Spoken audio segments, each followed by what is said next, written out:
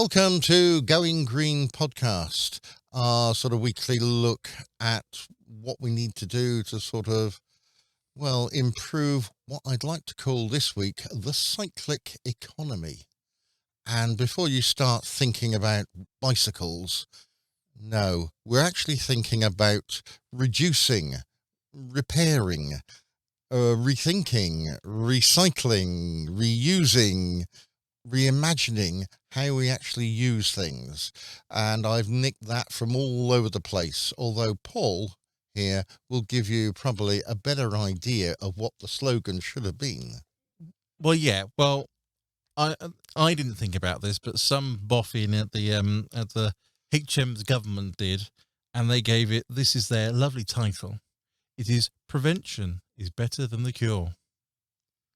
And essentially, in 2018, they wrote a series of reports and a whole thing about all this in coalition with, at the time, the EU's policymaker on the waste management system of the EU. And they set some targets. I don't know if they actually set targets then, or they had some targets and they were on track for the goals of their targets that they've already set up. But of course, slightly all changed when we left the EU. So our targets were as part of the EU's mandate. But it was all EU countries, but we were still part of But they were all mandating that household recycling rates, or more precisely, the amount of household recycling must or be at least 50%. So that's 50% of all waste from a household has to be recycled. And we're very close to that, aren't we? We're way over, I assume. I'm guessing Go on, tell me. Well, this is the crux of the thing. Because of course these targets were set way in the early 2000s. You see, by 2020, that's why it was done. And we were at the time in early millennium. See, we're down sort of at 11%. Critical, and we got the rates for both England, Wales, Scotland, and Northern Ireland separately, and we can see and we've all managed as a nation, as the UK, to get an average of up to 44.6% of household waste is recycled. Other places in the average of more, like Wales actually managed to achieve their goal of over the 50, but you're taking where Northern Ireland less so. So, but as it averages out. But on average, it averages out. Now you say, "Oh, that's great. We're steadily going up." When did we hit that 44.6% average? Let me try and guess. So you said these were set back in the day. So, let's say it was reasonably recently. I go for 2015. Oh, you were so close. They have been stagnating from 2013, and basically they've been plateauing for the last 7 years. Well, now it's 8 because we're in 2021. So, people are now looking at, were looking at in 2018, ways to increase this, because obviously we stagnated at 44. So we didn't need to push that 50 by 2020 was only 5%. So how do we increase it up by 5%? Yeah, well, I've noticed, because it's coming up to the bank holiday, and a lot of people in this country will start going out for little walks and going in the countryside. And when I go out for a little walk, I notice how much rubbish there is where people have recycled, and they've recycled by putting it in the road, in the the forest, in the fields, and in the sea.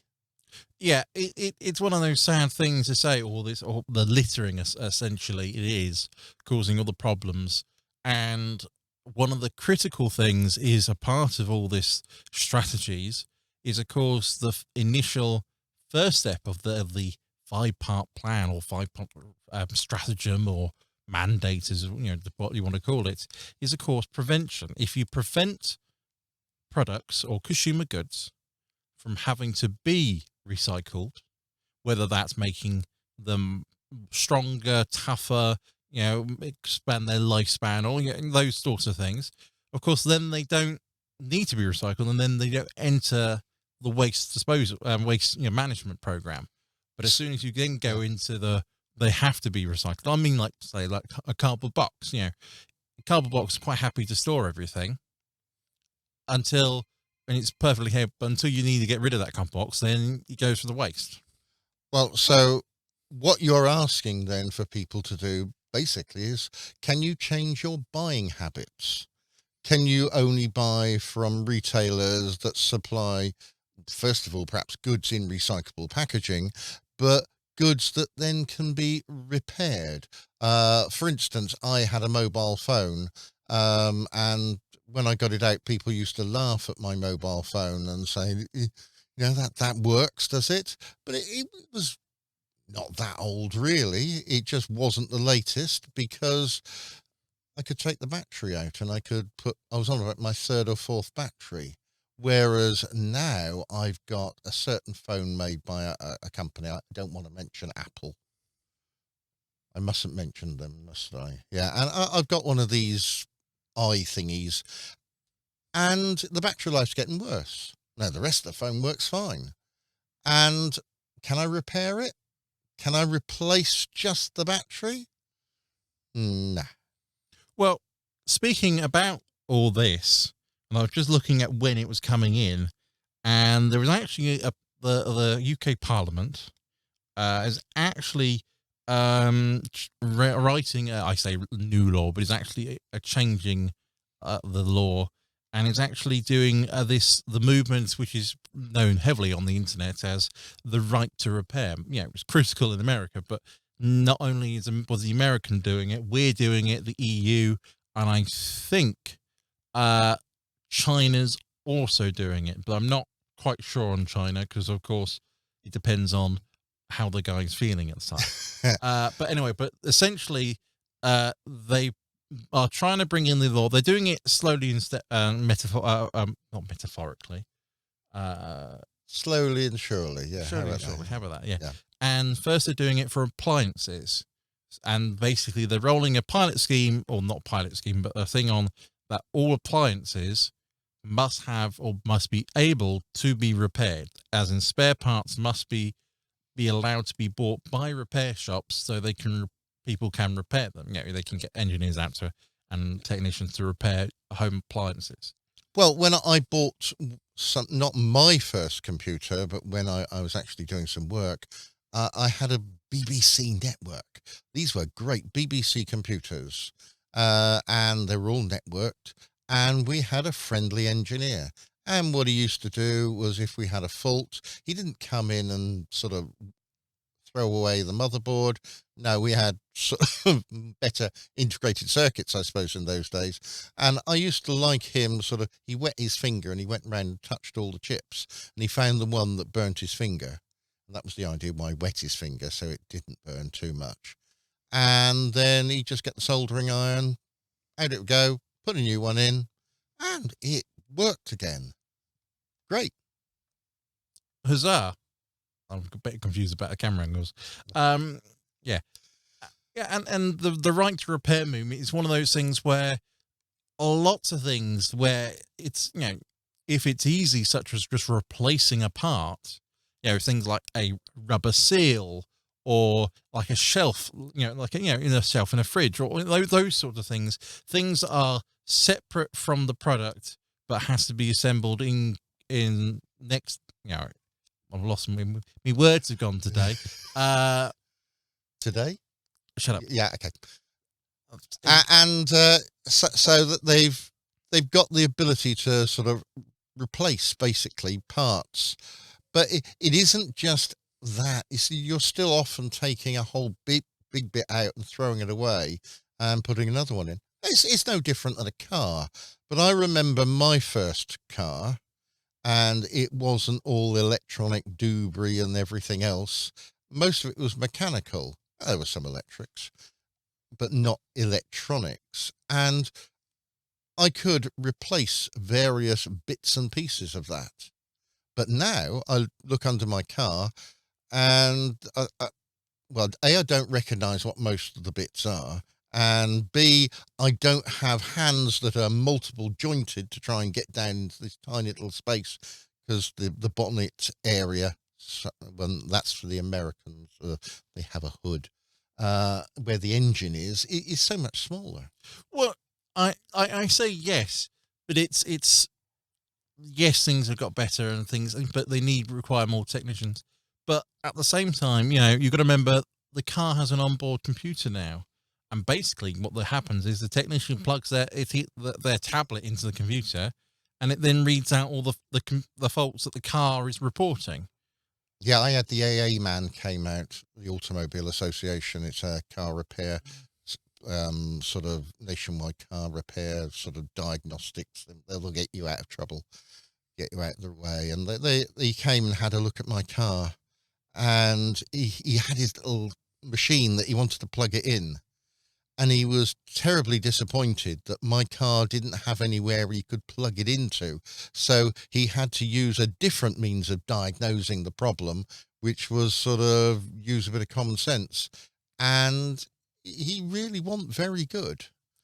No, and that's where, unfortunately, modern things have got through. We're not talking, they're not, the AA aren't sort of, yes, they are mechanics, but they're not really mechanics, if they meant, a roadside repairman isn't a necessary mechanic who can fix the car. He's generally, it's not a bodger, that's the wrong word, but he can actually you're going to get a letter from the AA, I think. I'm now going to rescue you to get you to a proper mechanic to fix it. So it's a whole issue in that side, but at the same time, of course, the right to repair, which is where this is all going for, it's all, you can change a tire.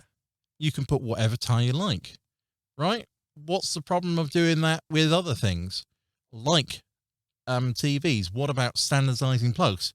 It's like iPhones. They used to have the lightning port on them, and now they're now all having to go to USB-C, because of course all the phones before USB-C were micro USB, and Apple somehow, through some legislative maneuvering, managed to make their connector proprietary, and so they didn't have to. So they had this whole ecosystem.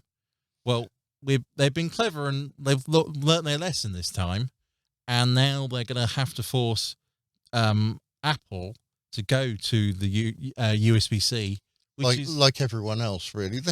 Nowadays, I'm buying most things, they seem to have USB-C, like my little iPad here, which I like, and it's got USB-C. Gone is the whole horrible thing of the lightning, because I can connect anything in via that.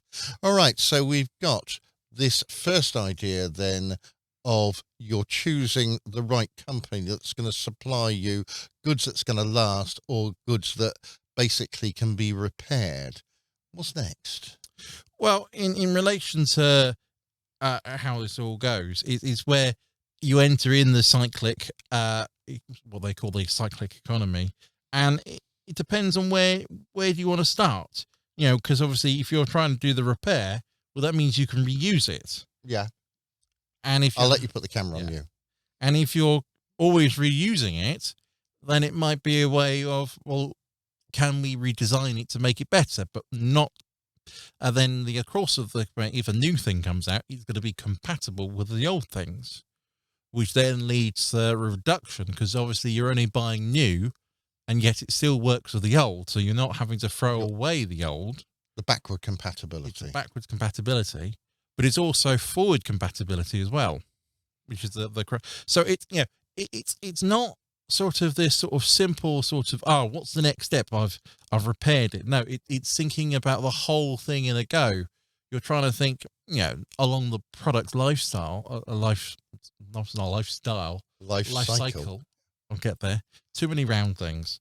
You're thinking about all the way through. Yeah. So, okay, so we've got this idea of trying to buy something from a better manufacturer, and one that's going to probably send out their stuff in cardboard rather than that awful plastic stuff that I hate and I have to get rid of. It's bad enough that I fill my recycle bin with stuff from Mr. Amazon, but good for Mr. Amazon that it's good stuff that I can do that with rather than have a lot of problems. Okay. And I ought to be able to reuse things a lot more. Like my phone, I reused it by just swapping out the battery. But we can actually reuse quite a few things. I've got quite a lot of Xbox games, and I can still use those on my son's. Yeah, you can't see my other boy smiling here. Not on a podcast, and he can still use all the old games that I bought. And some of them are classics, and we don't need to buy them again, and we can sort of play them. All right, you play them. I just run around dying. Well, yeah, I know. But there's a whole mixture of, you own it. You can do whatever you like to it. This is the whole service idea, which is a problem because, of course, if that goes, you're scuppered. Whereas if you have it standalone, it can stand on its own 2 feet, doesn't need anything else, which is, a critical thing. See, this is a modern thing that it will change because everybody sort of like, cloud computing, and has that been success? Debatable. Yeah. Well, it saved a number of CDs. I was collecting an enormous number of CDs. Every magazine had a CD on it, and most of them I never used. And we have to think about sort of recycling or reusing. What can you actually reuse sort of CDs for? I thought sort of chainmail, but it's sort of more like plate mail. I was really at quite a loss. I still use them actually in my physics experiments as demonstrations of sort of demonstrating sort of diffraction. But I'm not really sure what else I can actually use a CD for. And it's got to the stage where my CD now doesn't work in my laptop. I might add my laptop is now just got its 10th birthday. And I did think I was going to have to throw it away last week, but I have managed to recover it. And is it good enough to use? Well, if you want to play games on it, Paul, you say, "Oh, I'm playing games on this one, it's sort of too slow." But for what I use, which is word processing, doesn't really make much difference to me. Well, the critical thing there is actually modern games and modern software require not necessarily modern hardware, but it's modern hardware that's fast and capable enough to run that software. So obviously the older this is the idea of the backwards compatibility and having essentially minimum specs of things. Yeah. And if they don't fit those minimum specs, then they can't run. It's as simple as. So it's the whole thing. So in your question of answering of where do I throw my CDs away? Yeah. You can't throw them in the recycling bin, apparently. No. It's because they're actually made of two different composite things. If you could actually clean all the silver stuff off your CD, then you could recycle the first bit. But I don't know if the plastic is recyclable. Oh, the plastic, definitely not that bit. But of course, the glass, not necessarily recyclable in the way you think. It's more reusable / they turn it to feedstock to make more glass. That's a slightly different way of recycling. But yeah, the answer is if you can separate them, then in fact, it's like the idea of the coffee cups. You see, coffee cups aren't recyclable because they've got on their plastic layer, they've got another plastic film in the inside. It's like the common thing of crisp packets, all right? How can you tell if a crisp packet is recyclable or not? Well, it's not by the way the crisps taste, I know that.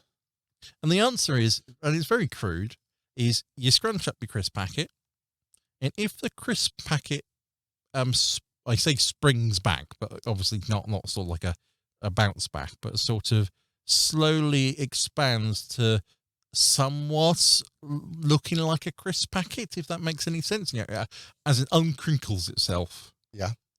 Then unfortunately that crisp packet isn't recyclable. It has to be disposed of in the landfill because, of course, it's the difference between the two.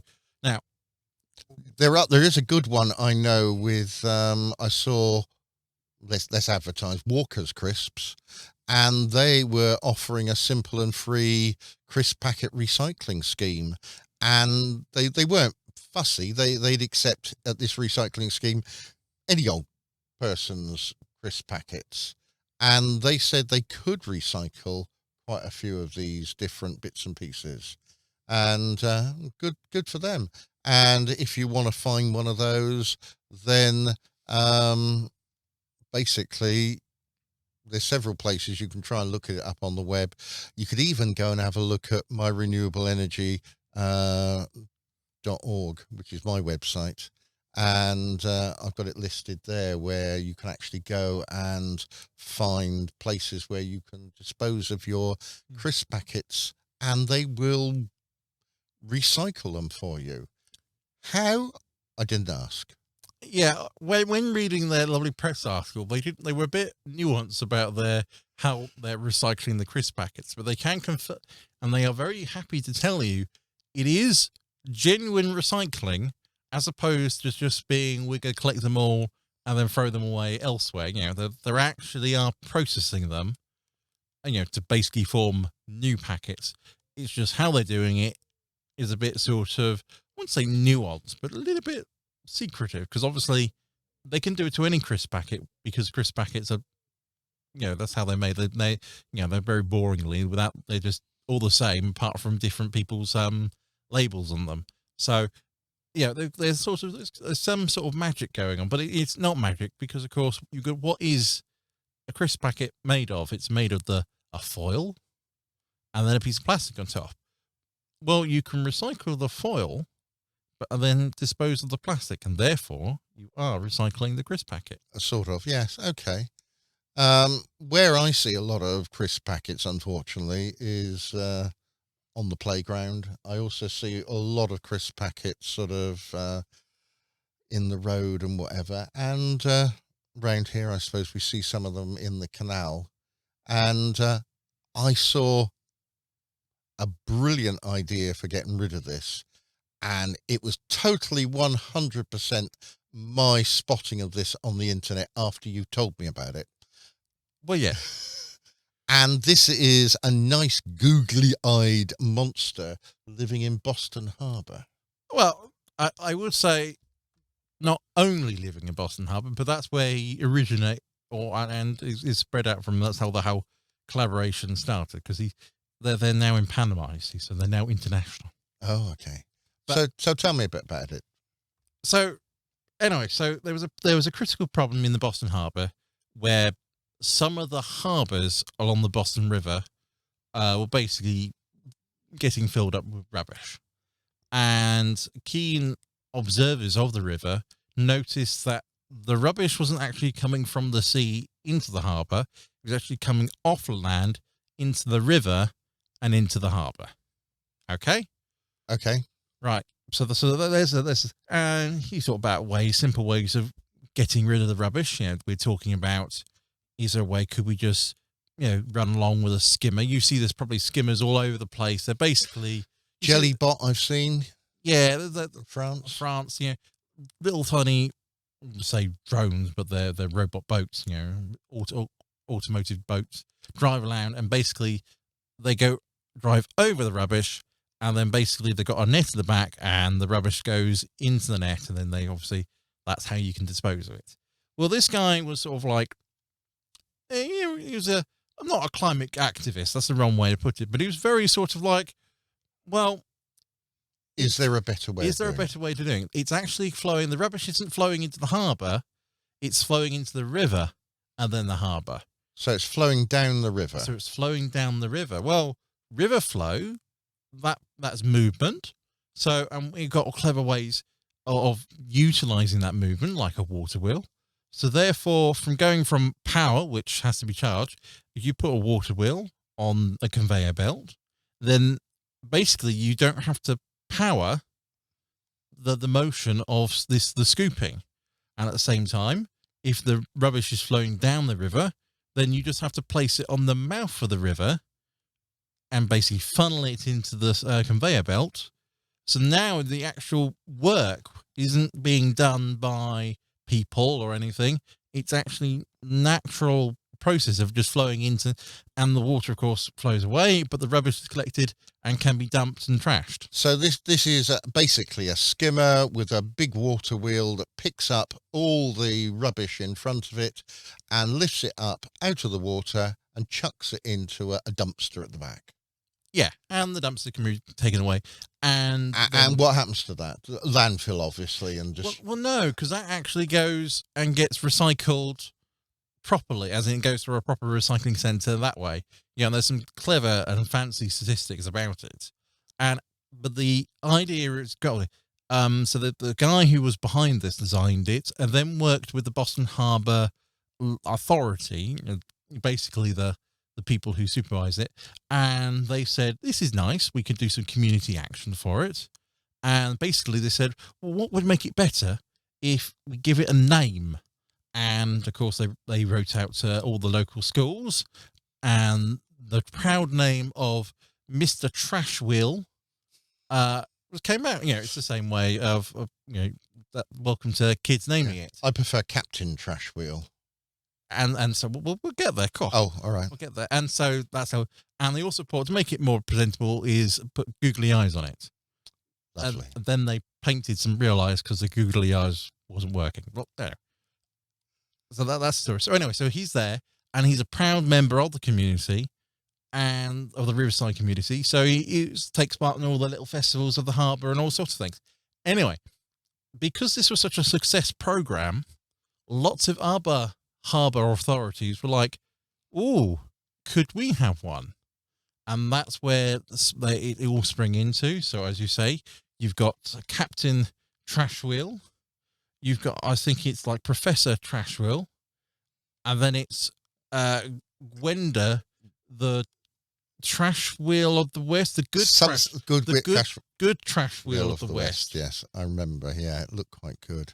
So, yeah. Good fun. So we've got then that idea of we can sort of recycle some things. We can...